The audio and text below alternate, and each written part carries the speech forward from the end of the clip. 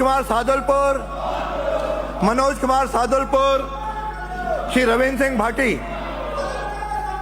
यदा यदा हि धर्मस्य ग्लानिर्भवति भारत अभ्युत्थानम धर्मस्य तदात्मनं सृजाम्यहम्। बैठिए, हो गया।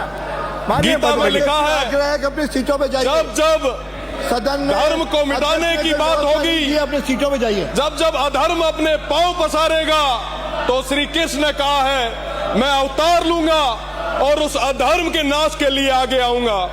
मैं आपको बताना चाहूंगा माननीय अध्यक्ष महोदय कि मैं उस कुल से आता हूं जिन्होंने इस धर्म की रक्षा के लिए हमेशा अपने प्राणों की आहुति दी है।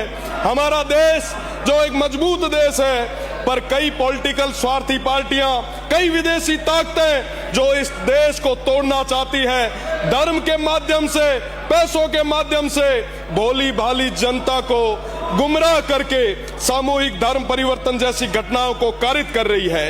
माननीय अध्यक्ष महोदय, धर्म एक निजी आस्था का विषय है। धर्म तो अंदर बैठे भगवान तक जाने का रास्ता है, ये श्रीमद् भागवत गीता कहती है। पूरी दुनिया का धर्म एक ही हो सकता है, वो है मानव धर्म, और धर्म कभी अलग हो ही नहीं सकता। पर धर्म के नाम पर अपने अपने मत व पंथ को, अपने संप्रदाय को बड़ा बताने के चक्कर में आपसी टकराव जो खड़ा किया जा रहा है, मेरा निवेदन है इस सदन के माध्यम से धर्मांतरण विरोधी कानून की आवश्यकता है। इस देश को, इस प्रदेश को मैं आपसे निवेदन करता हूं कि इस बिल को पास किया जाए।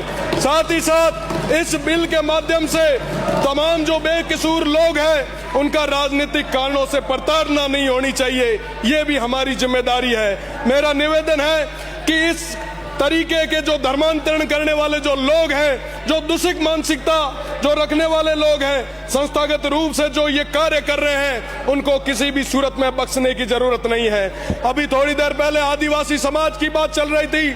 सांस्कृतिक रूप से सबसे समर्थ हमारे आदिवासी लोग, वो भोले भाले लोग, उनका फायदा उठाया जा रहा है, उनका धर्मांतरण करवाया जा रहा है। उन तमाम चीजों पर लगाम लगाने के लिए ये कानून बहुत ज्यादा जरूरी है।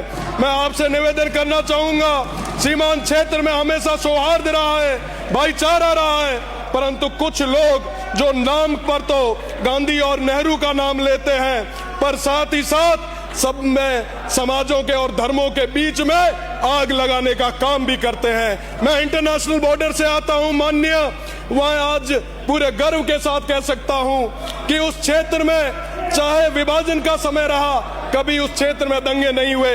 पंजाब में, बंगाल में लाशों से भर भर के ट्रेनें आई, खून की नदियां बही, राष्ट्रपिता गांधी जी को भी प्रभावित क्षेत्रों में जाना पड़ा। पर इस मारवाड़ में, इस बीकानेर में, इस राजस्थान में धर्म और जाति के नाम पे कभी कोई दंगा नहीं हुआ। मैं सदन को बताते हुए अरविंद गौरवशाली महसूस करता हूं कि आजादी के 80 साल बाद भी बाड़मेर, जैसलमेर इलाके में हिंदू मुस्लिम के नाम पे कभी दंगा नहीं हुआ। इसका क्या कारण था कि सैकड़ों सालों से आपसी समझ, साझा संस्कृति, पंच पंचायती का सिस्टम, लेकिन अब हमारे इलाके को सैकड़ों वर्षों से चली आ रही परंपरा को तुच्छ राजनीतिक स्वार्थों के कारण इस परंपरा की बलि चढ़ा रहे हैं। वोट के छोटे लालच के कारण कभी हिंदू मुस्लिम के नाम पे, कभी जाट राजपूत के नाम पे, कभी कभी अन्य अन्य वर्गों के नाम पे समाजों में जहर घोलने का काम हो रहा है। मैं गर्व से कहता हूं कि मैं उस इलाके से आता हूं जहां स्वर्गीय जसवंत सिंह जी ने, तान सिंह जी ने, गंगाराम जी ने, विधि चंद जी जैन ने, हादी साहब ने राजनीति की, पर कभी जाति और धर्म के नाम पे नहीं बांटा।